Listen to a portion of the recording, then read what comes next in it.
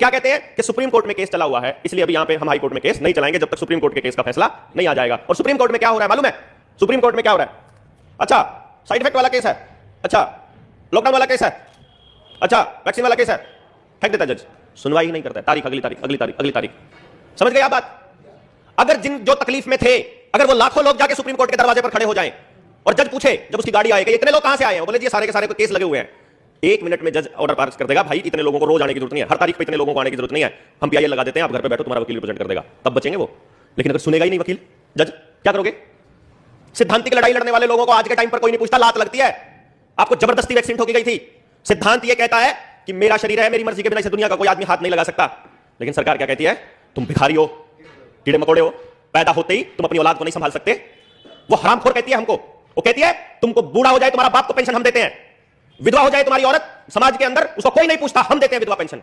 कोई गरीब होता है समाज का, हम देते हैं उसे अनाज। तुम समाज वाले नपुंसक और बुज़दिल हो क्योंकि तुम अपने ही भाइयों का भी केयर नहीं कर सकते, उनकी भी संभाल नहीं कर सकते। वो बताती है पैदा होते ही तुम अपनी औलाद को सुरक्षित नहीं रख सकते, तुम्हें दवाइयां देकर के जिंदा रखते हैं हम तुम्हारे बच्चे को पेट में।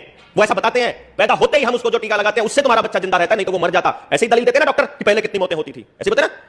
वो यही कहते हैं कि आप अपने बच्चों को नहीं बचाते, आपके बच्चों को पढ़ाने के लिए आपके पास अपने स्कूल नहीं है, हमने तुमको फ्री में खाना खिलाते हैं, हमने भिखमंगों की तरह तुम्हारे बच्चों को हम खाना खिलाते हैं स्कूल में ला करके, क्योंकि जो मिड डे मील जिसको कहते हैं कि तुम अपने बच्चों को खाना भी खिलाने लायक नहीं हो, उनको रोटी हम देते हैं। वो ऐसा आपको यकीन दिलाते रहते हैं। वो घर में बैठे देंगे, कभी आपको मनरेगा का देंगे, कभी आपको किसी चीज का देंगे, फिर कहेंगे तुम्हें आयुष्मान कार्ड देंगे, फिर तुमको पीला कार्ड देंगे, फिर तुमको केरोसिन ऑयल देंगे, फिर तुमको गैस पे सब्सिडी देंगे। वो ऐसा दिखाते हैं कि तुम लायक नहीं हो, कि तुम समाज के लोग नपुंसक हो, तुम अपने ही लोगों को नहीं बचाने लायक हो, हम बचाते हैं तुमको, हम जिंदा रखते हैं, ऐसा बोलते हैं वो पुलिस सरकार वाले। और फिर आपके ऊपर मन मर्जी के नियम थोपते हैं और फिर आपको चुपचाप मानने पड़ते हैं। यही कहा था ना उन्होंने, तुमको हम बस में नहीं बैठने देंगे। अरे हरामियों, हमारे पैसे से रोड बने, हमारे पैसे से रोडवेज बनी, हमारे पैसे से तुमने बस खरीदी, हमारे पैसे से उस बस में चलाने वाले ड्राइवर कंडक्टर की तनख्वाह जाती है और हम कोई बस में नहीं बैठने देंगे, है ना? तुमको दुकान नहीं खोलने देंगे, जिंदगी भर की पूंजी उस दुकान में लगाई है, मेरा घर उस दुकान से चलता है, तुमको दुकान नहीं खोलने देंगे अगर तुम 2 इंजेक्शन नहीं लगवाओगे तो। तुम्हारे बच्चे को स्कूल में नहीं पढ़ने देंगे, तुम्हारे को पेंशन नहीं मिलेगी, तुमको ट्रेन में नहीं चढ़ने देंगे, तुमको जहाज में नहीं चढ़ने देंगे, तुमको राशन नहीं मिलेगा, तुमको ये नहीं होगा, तुमको सड़क पर नहीं आने देंगे। वो ऐसा बोल रहे थे ना, यही तो कह रहे थे वो। सिद्धांत तो कहता है कि मेरे शरीर के साथ जबरदस्ती नहीं की जा सकती, लेकिन वो तो कर रहे थे क्योंकि हमें पता ही नहीं था कि मेरा शरीर मेरा है।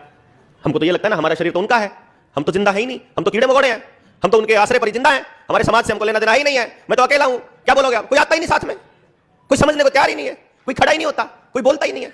ऐसे बोलते हैं हम लोग जब हम समझाने के लिए निकलते हैं।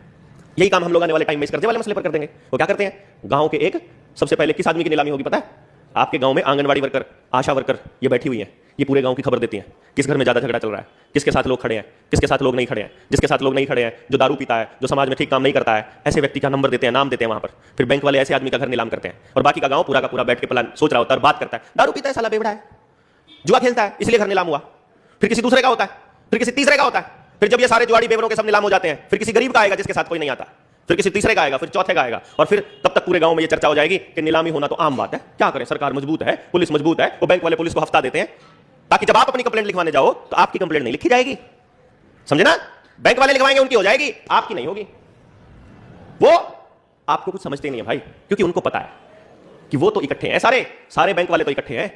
वो तो वकीलों को भी पैसा देने में कोई दिक्कत नहीं है, उनको तो अगर मान लो जज के रीडरों को देना पड़े ताकि जज तक पहुंचा दे उसमें भी कोई दिक्कत नहीं है, उनको तो पुलिस वालों को भी एसपी को भी देने में कोई दिक्कत नहीं है। इसलिए एसपी भी पूरा जोर लगाएगा आपका घर नीलाम करने में, आपकी गाड़ियां जब्त करवाने में, क्योंकि बैंक वालों से पूरे साल पूरा महीना लिया जाता है ना कुछ ना कुछ।